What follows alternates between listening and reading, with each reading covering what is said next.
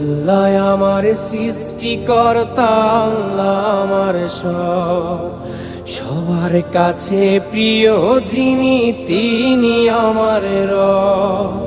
দুনিয়া করব সবাই আল্লাহর ইবাদত, দুনিয়া করব সবাই আল্লাহর ইবাদত। সব কিছুতে দিবেন তিনি তারই রহমত, সব কিছুতে দিবেন তিনি তারই রহমত। আল্লাহ আমার সৃষ্টিকর্তা, আল্লাহ আমার সবার কাছে প্রিয় যিনি তিনি আমার রব।